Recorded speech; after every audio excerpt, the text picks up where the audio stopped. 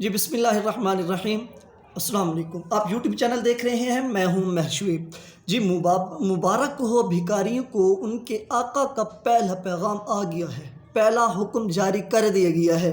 اور یہ میں نہیں کہہ رہا، دنیا کے بہت سے اخبارات میں یہ چھپ چکا ہے، اخبارات پہ، نیوز چینل پہ یہ چل چکا ہے۔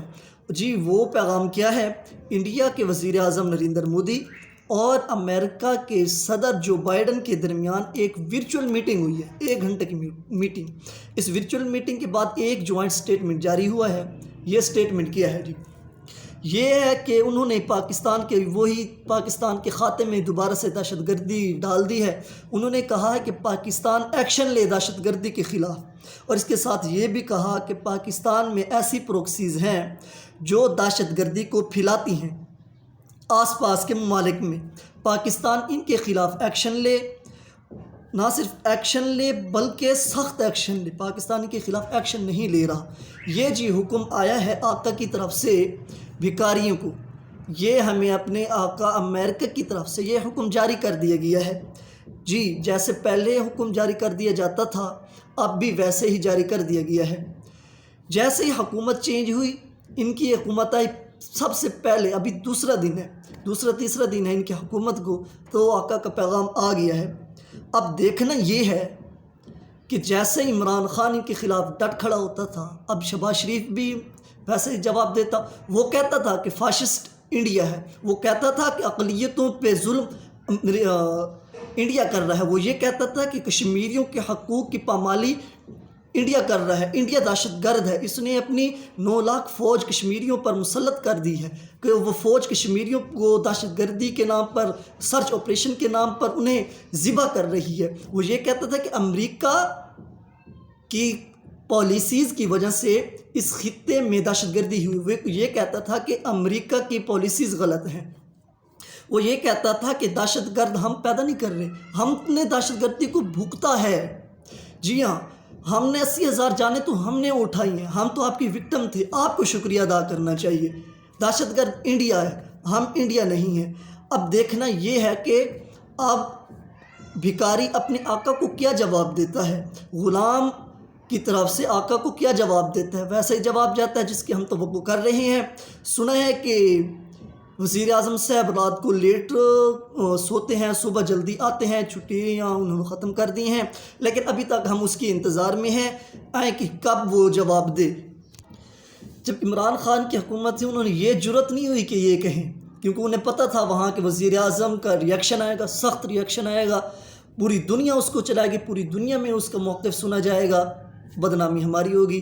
لیکن ابھی تک پاکستان کی ہی بھکاری حکومت کی طرف سے ابھی تک کوئی مؤثر جواب موصول نہیں ہوا۔ ہم اس کے انتظار میں ہیں، شاید رات تک کوئی جواب آ جائے۔ جی بہت ساری خبریں آ رہی ہیں مزے کی۔ ایک امپورٹنٹ خبر جی تو وہ یہ ہے کہ نواز شریف صاحب کو ڈپلومیٹک پاسپورٹ جاری کر دیا گیا ہے۔ جی ہاں جی، اسحاق ڈار کو بھی جاری کر دیا گیا ہے اور ان کو بھی جاری کر دیا گیا ہے۔ نواز شریف صاحب پروٹوکول جاری ہو چکے ہیں، ان کے تمام گھروں پر سیکورٹیز کا سرکاری سیکورٹیز وغیرہ بھیج دی گئی ہیں، ان کے گھروں کو بڑا انہوں نے دفاتر بنا دیا ہے سرکاری، یہ بڑا شغل میلہ چل رہا ہے۔ ابھی تو یہ وزیر اعظم بنے، جب حمزہ شہباز شریف صاحب وزیر اعلیٰ بنیں گے تو اور ان کے یہ خاندان بڑا پروٹوکول۔ اب بات یہ ہے کہ ایک مفرور مجرم، ملزم نہیں بلکہ مجرم کو پاسپورٹ جاری نہیں کرنا، کیا یہ صحیح ہے؟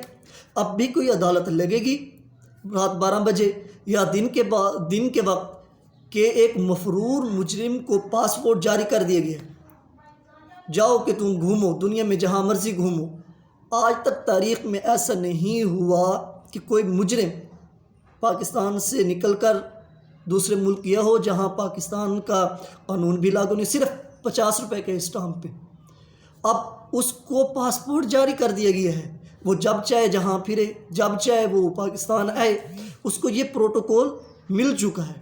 ابھی تو یہ بس شروعات ہے، لیکن پوچھنا یہ ہے کہ اب عدالتیں اس پہ کیا کرتی ہیں۔ لیکن میرا نہیں خیال کہ شریف خاندان کے پاس کسی تالے کی چابی نہیں ہوگی، وہ اس سے بھی بری زما ہوں گے جیسے وہ سارے کیسز میں ہوا ہے۔ جی تو ایک خبر یہ ہے کہ اسپیکر کا مراسلہ چیف جسٹس صاحب کو موصول ہو گیا ہے. جو ڈپٹی اسپیکر قاسم سوری صاحب نے قومی اسمبلی سے بھجوایا تھا supreme court chief justice of Pakistan کو بھجوایا، وہ موصول ہو چکا ہے. انہوں نے قاسم سوری صاحب نے ٹویٹ بھی کیا ہے کہ جو خفیہ مراسلہ تھا وہ میں اس کو پہنچ چکا ہے چیف جسٹس آفس کو، سپریم کورٹ آفس کو. تو اس میں انہوں نے کہا ہے کہ میں نے یہ جو مراسلہ ہے اس بنیاد پر میں نے رولنگ دی تھی جس کو عدالت نے غیر آئینی قرار دیا گیا تھا. اب وہ پہنچ چکا ہے، اب عدالتوں کی مرضی کے کیا آتا ہے آگے سے جواب. تو یہ تو مراسلہ پہنچ چکا ہے. اچھا اب ایک اور خبر یہ ہے کہ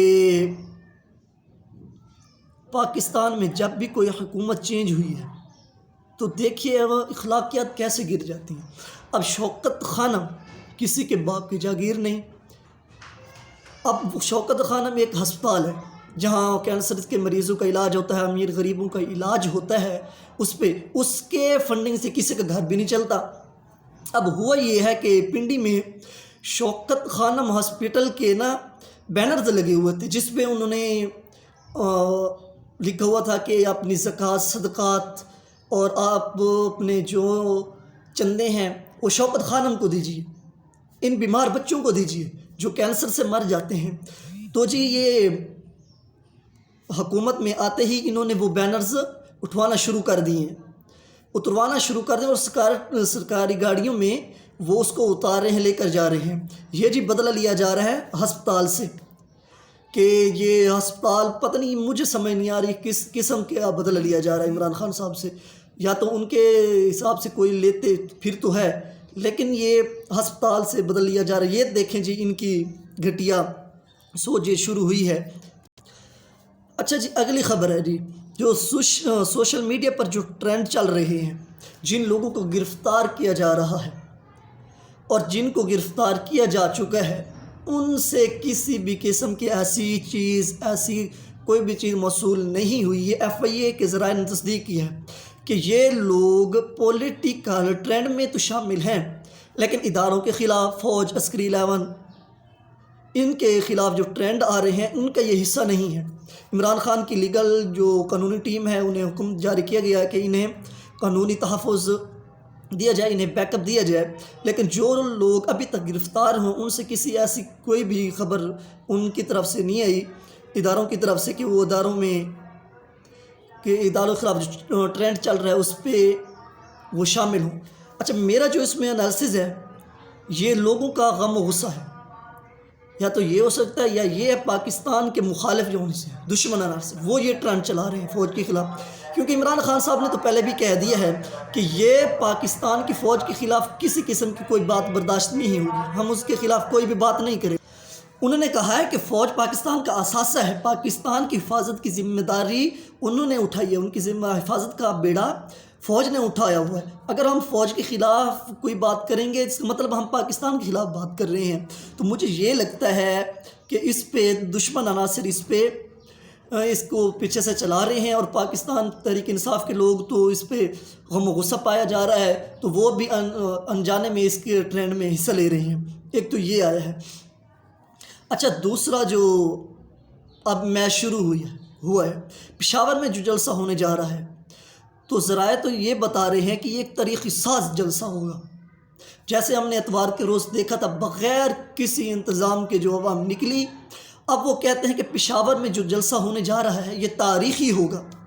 کیونکہ میں نے یہ میرے پاس کچھ ویڈیوز آئی ہیں، میں نے وہ دیکھا ہے ویڈیوز میں کہ لوگ دکانوں سے تحریک انصاف کے جھنڈے، ٹوپیاں، بیجز خرید رہے ہیں پیسوں سے. پاکستان کی تاریخ میں ابھی تک میں نے نہیں دیکھا کہ کسی پولیٹیکل سیاسی جماعت کے جھنڈے دکانوں پہ بک رہے ہیں اور لوگ پیسوں سے خرید رہے ہیں. کہ پولیٹیکل سیاسی جماعتیں جو ان کے انویسٹر وہ جھنڈے بناتے ہیں، وہ کارکنوں میں تقسیم کرتے ہیں فری میں، لیکن تحریک انصاف کے جھنڈے دکانوں پہ بک رہے ہیں، لوگ دھڑا دھڑ لے رہے ہیں. تو کہا یہ جا رہا ہے کہ یہ جو جلسہ ہو جاتا ہے تاریخی ساز ہو رہا ہے. یہ جو ساری گیم چلی ہے امریکہ نے، یہ پاکستان کے اندر جن لوگوں نے یہ گیم کھیلا ہے تو انہیں یہ تو پتہ تھا کہ اس کا نتیجہ کیا ہوگا. وہ رزلٹ کو پتہ تھا ہم جیتیں گے، انہیں یہ نہیں پتہ تھا کہ اگلا کھلاڑی کیسے مضبوط ہو جائے گا، عوام اس کے ساتھ یہ کیسے نکلے گی۔ یہ تو اب دیکھیں گے آج کا جو جلسہ پشاور میں ہونے جا رہا ہے، تو میرا نہیں خیال کہ اب عوام نون لیگ یا جو بھکاری حکومت اس کو تسلیم کرنے کے لیے تیار ہوگی۔ اب تک کے لیے اتنا ہی، تو آگے جو بھی خبر آئیں گی وقتاً فوقتاً آپ تک پہنچاتا رہوں گا۔ تو اپنا خیال رکھیے اور اپنے اس چینل کا بھی پاکستان زندہ باد۔